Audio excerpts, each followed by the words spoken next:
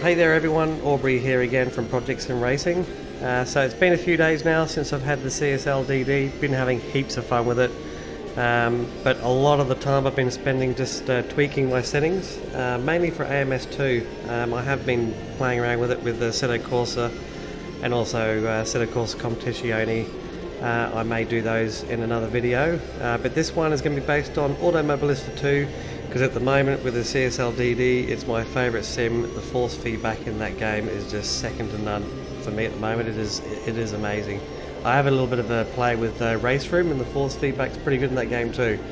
But with AMS2, in this video we're just going to be talking about my settings. The recommended settings that they've got on the Fanatec page, they've got a lot of things set on 0 in AMS2 except for the game. I don't totally agree with that. I'll get into that eventually. But first we'll start off with the Fanatec settings we've got here. So we've got the steering angle is on auto. We've got overall force feedback strength on 100. We've got force feedback scaling on peak. I've got the natural damper on 35. I've got natural friction on 5%. And that helps with my in-game settings. That smooths out the effects I've got in the game, and yeah, that just works well having that. Natural inertia is off. I've got interpolation filter on 2. That also helps with this. We've got force feedback intensity at 100, and everything else there is at 100%, which I think is default anyway. Okay, we'll go into the in-game settings now, and I'm using default plus because that seems to work best for me. I've got the gain on a 75. I've got I'm using low force boost there on 10.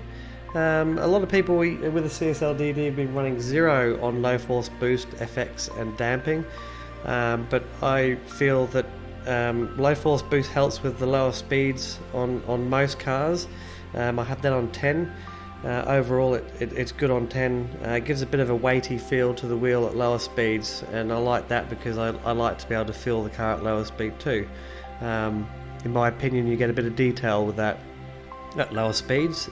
You guys can play around with that setting. I mean, you can try all my settings here today, and you might not like it, but for me, this is what I recommend. I've also got effects on 10 as well, because the effects, the in-game effects in AMS2, you get the engine vibration. I like a little bit of that through the wheel because you can feel that through the wheel in a car, in a race car, in a normal car even. Especially if you've got a car that's had a bit of work done, exhaust or whatever, you're going to feel. So basically, you just want to have a bit of a feeling of the engine vibration through there as well. So we've got a bit more detail coming out there with the effects. I prefer that to be on 10. A lot of people seem to run that on 0. Give it a try, guys. I've got damping on 0 in game, and the menu spring strength is just on 5. You can set that to whatever you like. So yeah, I've been giving this game a bit of a go with the CSL DD, and yeah, still very happy with the force feedback on their detail is just amazing compared to the TSPC I did in the previous video, the comparison video. Yeah, very happy with it. Detail is awesome. AMS2, their detail and force feedback in AMS2 is just fantastic at the moment. So that's pretty much it, guys. I've just been taking the Porsche around Alton Park here. Not very fast laps, I just did this basically for the video. All the cars I've got, with all the settings, you can use all my settings here, but that just set the force feedback per car. Most of the cars like this Porsche I've got set on 95.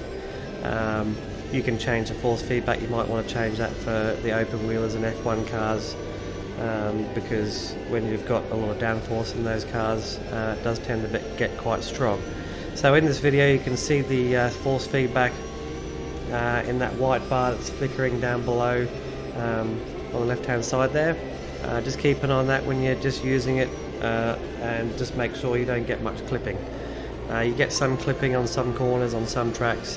It's okay to have a little bit of it, but you just want to keep an eye on that. So I'll leave that with you guys. Just have a bit of a play around and see what you think. If you like this video, guys, leave a thumbs up and subscribe if you want to see more of my content.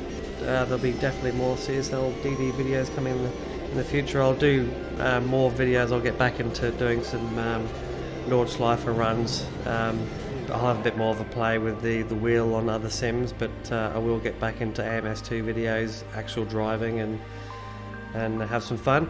We'll see you in the next video, guys. Thanks for watching. See ya.